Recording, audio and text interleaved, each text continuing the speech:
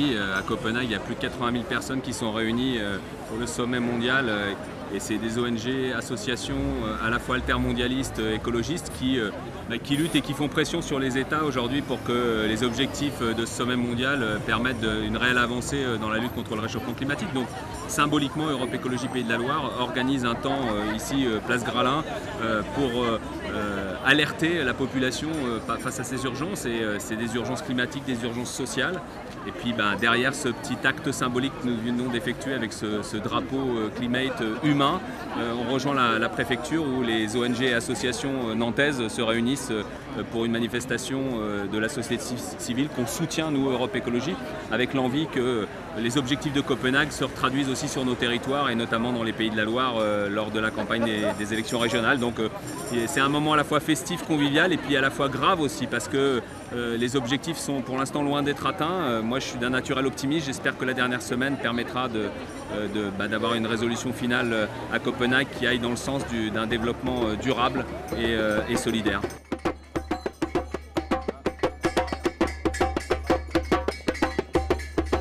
Nous allons développer ce projet, ce contrat écologiste pour les Pays de la Loire, à la fois dans cette lutte contre le réchauffement climatique et lutte économique et sociale face à une crise aujourd'hui qui est considérable, face au chômage, face à les situations de précarité dans laquelle un maximum de gens aujourd'hui sont amenés et que nous partons du principe aujourd'hui que les solutions à développer priorisent des solutions écologiques, notamment dans le logement et par l'isolation thermique par exemple, ou également en matière de transport et là où il y a des vraies actions concrètes de terrain à mettre en œuvre qui sont très en lien avec les revendications internationales aujourd'hui portées par les ONG et par le parti écologiste et les partis écologistes européens à Copenhague.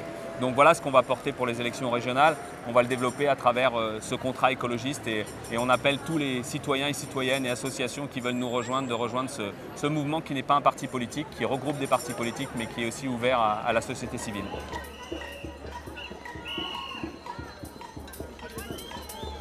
Ceux qui sont les moins écologistes aujourd'hui, c'est ceux qui croient qu'on peut faire uniquement du greenwashing. L'écologie politique, c'est la remise en cause aussi d'un modèle de développement et ce n'est pas uniquement les aspects environnementaux, c'est les aspects socio-économiques. Et aujourd'hui, l'urgence écologique et l'urgence sociale sont indissociables. On n'arrivera pas à trouver des solutions pour la crise sociale et économique qu'on vit et qui est sans précédent si on ne prend pas en compte les critères écologiques de préservation de la planète et de l'environnement. Et de la même façon, inversement, on n'arrivera pas à trouver de solution pour la crise écologique si on ne prend pas en compte les plus pauvres et les plus précaires qui vivent sur notre planète.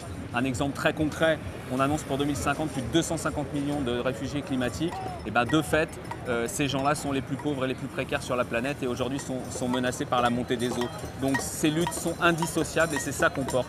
Il n'y a pas de croissance verte, il y a une croissance solidaire aujourd'hui qui est portée par les mouvements écolos et qu'aujourd'hui l'écologie ne peut être que sociale.